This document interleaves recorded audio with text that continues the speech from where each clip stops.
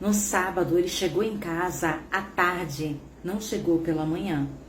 E daí primeiro, como a mãe dele já tinha mandado mensagem para mim na sexta-feira, né, falando que ele estava lá, e ele confirmou e ela confirmou, eu já estava com a pulga atrás da orelha que tinha algo que estava acontecendo. Mas desde então eu precisava de provas. Não se deve julgar as pessoas, né, por eu ter minha desconfiança. Podia ser que naquele momento eu estivesse com ciúmes ou um pouco de bipolaridade, vai saber, né? E daí então, dia seguinte, no sábado, ele chegou à tarde. E daí eu, oi amor, e aí, tava tudo bem lá na casa da tua mãe? Ah, tava sim, a minha mãe não passou muito bem, tava com dor de cabeça, daí eu tive que ficar até tarde. Eu digo, não, tudo bem, não tem problema, é a sua mãe, você tem que cuidar dela, né? E daí então passou, deixei pra lá, deixei quieto, não falei nada, eu digo, é só uma suspeita, não tenho certeza, né? Tempo se passou e ele começou a entrar em uma rotina de todo fim de semana ele sair. E a secretária, ela tinha o meu número particular, porque toda vez que ela tinha uma dificuldade em alguns fechamentos, alguns documentos, ela me mandava mensagem, Elisângela, olha, eu tô tendo dificuldade aqui, tem como você me ajudar, né? E daí eu já auxiliava ela ali para resolver a questão e a situação. Daí, gente, um certo sábado, eu só vi mensagem chegando, quando eu olhei era ela. Pela foto de perfil já sabia, ela não escondeu nada.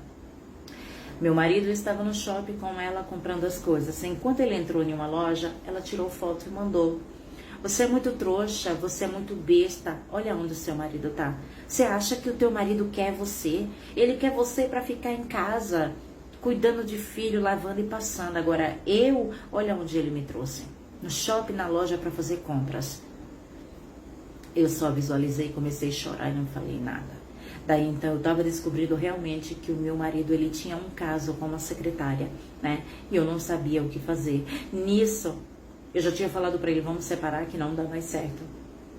Eu sei que você está me traindo. Aí ele baixou a cabeça, né? Aí depois ele falou, não estou te traindo. Eu digo, você está me traindo. Mas tudo bem, tá? E daí o que aconteceu? A rotina dele continuou. Eu já estava pronta para procurar um advogado, tudo certinho, porque tudo que construímos juntos, com o meu trabalho e o trabalho dele. Ambas as partes têm direito à metade de tudo, né? E daí um certo dia ele preparou um esquema lá, né? Preparou uma documentação em qual eu não deveria ter assinado, porque no momento que eu assinei aquela documentação sem ler, eu estava assinando a minha sentença, né? E ele preparou, e ali estava tirando dinheiro de alguns colaboradores da empresa, tipo um desvio para algum lugar, sabe? E quando a empresa ela tem vários colaboradores, todos têm que assinar o documento dando a liberação que aquele valor X pode ser transferido para tal lugar para fazer tal coisa, tal projeto, né? E daí então ele preparou os documentos e falou, olha, eu quero que você venha aqui na empresa, mas como tem câmeras, né? Ele planejou tudo, porque eu entrando, eu olhando os documentos, eu assinando, tinha tudo ali como ele provar que realmente eu assinei. E daí, como eu ainda tinha um pouco de confiança nele, eu digo, não, eu nem vou ler esses contratos, esses documentos, simplesmente eu vou assinar. Ele fez questão de me dar a caneta e falou, olha, assina rapidinho aí, que eu tenho que sair, que eu tenho uma reunião. Eu falei, tudo bem, né? E daí eu assinei rapidinho, eu digo, meu marido, jamais ele vai fazer algo para me prejudicar. Eu assinei.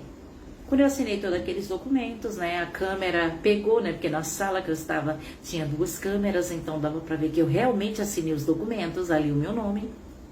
Fui embora para casa. Gente, depois de uma semana, descobriram essa fraude que houve na empresa. Daí me chamaram. Elisângela, quem é a pessoa que assina os documentos para liberação quando tem algum projeto? Eu falei, sou eu. E daí, gente, meu Deus do céu, lembro como hoje. Aí mostraram, olha aqui. Por que você assinou isso aqui que não tinha necessidade? Por que você desviou? Aí começou um monte de acusação contra mim. Gente, a nossa assinatura, ela vale muito, tá? Tem algumas circunstâncias que vale muito, né? Tipo assim, se você comprar um apartamento, você vai lá, você assinou os documentos, o apartamento é seu, mesmo a sua tia tendo dado dinheiro para você. mas tá tudo no seu nome. E ali naquele momento, tudo constava que eu realmente era culpada. Eu não tive nem como me defender. Nisso chamaram a polícia. E até que eu provasse, não tive como provar. E daí eu fui presa, passei 15 anos na prisão. E quando eu saí, tive a maior dificuldade para conseguir trabalho. Porque é muito difícil para uma ex-presidiária, mesmo muita gente vão comentar falando assim, alguma coisa ela fez para ter sido presa. Tem pessoas, tipo eu não merecia, mas por outro lado eu mereci sim. Porque como é que se assina um documento sem saber o que está dentro dele? Teria que ter lido, e eu não li, eu confiei. Então quer dizer, às vezes o nosso inimigo está dentro da nossa própria casa e nós não sabemos. Passei 15 anos na prisão e quando eu saí, tive a maior dificuldade para arrumar emprego, porque eu abri a minha boca em uma entrevista e falei, olha, eu sou ex-presidiária, mas não fiz nada de errado, então a pessoa também já não me chamou mais. Depois dos 90 dias que eu tenha saído da prisão, decidi preparar o meu currículo para procurar emprego. Até porque eu passei 15 anos presa e eu perdi a guarda da minha filha. Então, preparei o meu currículo. A primeira entrevista de emprego que eu fui, ele pede a antecedência. E quando ele viu que há 90 dias eu tinha sido solta, ele falou que eu iria envergonhar a empresa dele por eu ser ex-presidiária. E eu falei para ele, para pelo amor de Deus, ele me dar uma oportunidade, né? Porque eu tinha perdido a minha filha, mas ele não me deixou falar muito. Olhou os currículos ali, as folhas, porque não só era uma que eu levei, né? Tinha algumas referências também de anos, de muitos anos atrás que eu tinha trabalhado e tudo, para ele ver realmente que eu estava precisando de trabalho e que eu tinha conhecimento na área, mas eu estava procurando como faxineira para limpar banheiro, ou seja, aí ele me contratou. De tanto eu implorar para ele, ele me contratou para ser faxineira. Daí eu comecei a trabalhar, só que os funcionários começaram a me olhar com um olhar diferente, começaram a mexer comigo, ficar me soltando cantadas, e eu ali trabalhando, limpando os banheiros, limpando o escritório.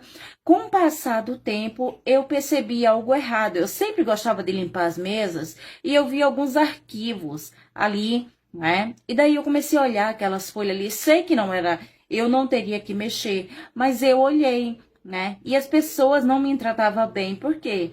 Porque como eu tinha saído da prisão há pouco tempo, o que eles esperavam de mim? Porque eu escutava o zum, zum, zum, outras pessoas falando.